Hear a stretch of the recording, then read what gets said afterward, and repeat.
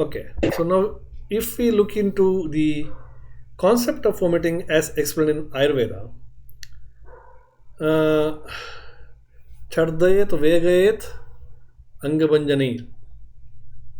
Okay, so that is vomiting has been clearly mentioned as one which forcefully come out with vegha, projectile vomiting. So that is called as vomiting. So that helps to differentiate from the regurgitation part.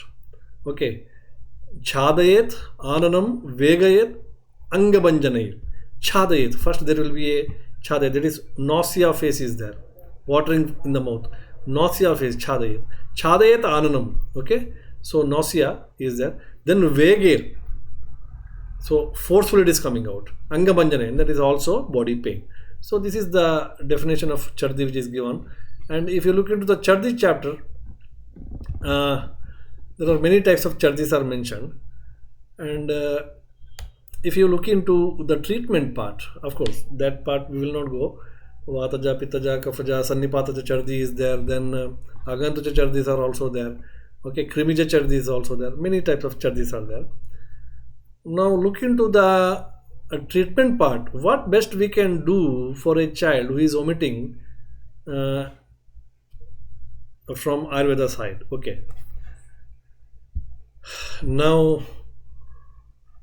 if you look into Kashyap and some other books also, they very clearly says that the child who is frequently vomiting is always safe. This is what they say. That means maybe he is referring to regurgitation. I don't know. Otherwise, he says the child who is frequently vomiting, he is safe because he will not going to suffer with some of the kaphaja rogas. Okay, he will not going to suffer with the kaphaja rogas. This is what the classics say that.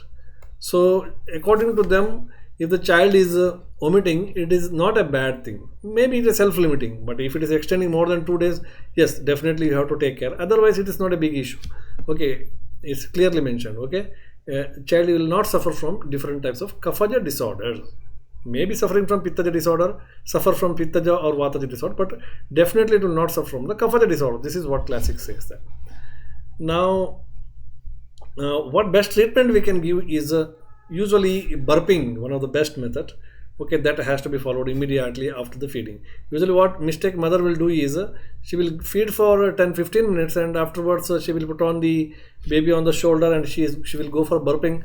And once the baby get one particular eructation or udgara, and she will keep the baby on the bed. No, you have to wait. Okay, so for 2 to 3 times udgara you have to wait, and then only you have to keep the baby on the number 2 is while feeding mother should closely observe the baby. Okay, so mother is observing somewhere, seeing somewhere, and baby is seeing somewhere, and the feeding should not be a mechanical process. Feeding should be a mechanical emotional process. Okay, mother should watch the baby and baby should watch the mother. So that's the time actually where the maternal bonding will going to develop. Okay, it's a very holy period actually, precious and as well as holy time. So that should be utilized by the mother. And if mother is not giving attention to the baby, baby may consume more. And overfeeding is one of the most common cause of vomiting, we know that. And mother should identify the hunger cues and satiety of the mother, satiety of the baby. That means hunger cues when the baby is hungry. So baby will do some of the body language. Okay, lip snacking and looking at the breast of the mother, and more bodily movement, etc. will be observed. So a intelligent mother should observe all these things, and she should start the feeding. Now when the mother is full stomach, okay, so then also baby will leave the breast, and baby will go into sleep, or baby is not interested, or suddenly baby start playing sometime. Okay, so feeding baby, when he is satisfied, he will start playing sometime he will sleep. So these are some of the important clues by means of body language intelligent mother has to identify, and this should be taught to the mother if she is primary. So this will helps to prevent the chance of vomiting. Third one is positioning of the baby is also very important. Keeping the baby immediately after feeding, keeping the baby in the prone position or supine position definitely is it can induce the vomiting or regurgitation sometimes. So always keep the baby on the left lateral position most of the time. Okay, left or right lateral position most of the time. So that is quite beneficial. Similarly, feeding with the lying down position. Okay, so that also leads to improper sealing or improper faulty feeding methods, like only baby, there is no sealing, etc. The black portion of the areola has to be inside the mouth of the baby. Okay, then only baby is sucking the lactiferous ducts. The milk is collected in the lactiferous sinus. The black portion, that's the areola portion, is nothing but the lactiferous sinus area, and milk is actually collected there. And if the baby is sucking that sinus area, black portion, areola, then only the milk is coming. If the baby is sucking only the tip of the nipple, no milk is coming. Only air will go inside, and that air will going to cause all the problem like aerophagia, etc. So these are some of the basic things that we have to advise to the mother. Similarly,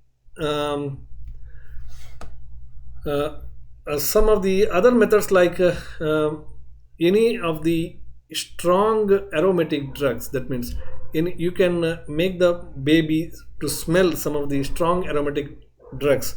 So because most of the strong aromatic drugs, they act as a anti-emetic. Okay, if it is too much or too bad odor, may induce vomiting. That's a different issue. Similarly, citric fruits, many of the citric fruits, so they are also very good. They're also very good. Okay, just like a nimbu. Okay, so lemon, just to make the baby lick the lemon juice or lemon peas. So that is also quite beneficial. So such type of methods you can employ. And if you go to the drugs now, one of the best drug is actually, whenever the baby is vomiting, you go for the Pratimarga Harana. So that means go for mild Virechanapaga drugs. Okay, that is quite beneficial rather than trying anything, because see, the vomiting is there means the milk is coming out. That means there is delayed, what you say, gastric emptying.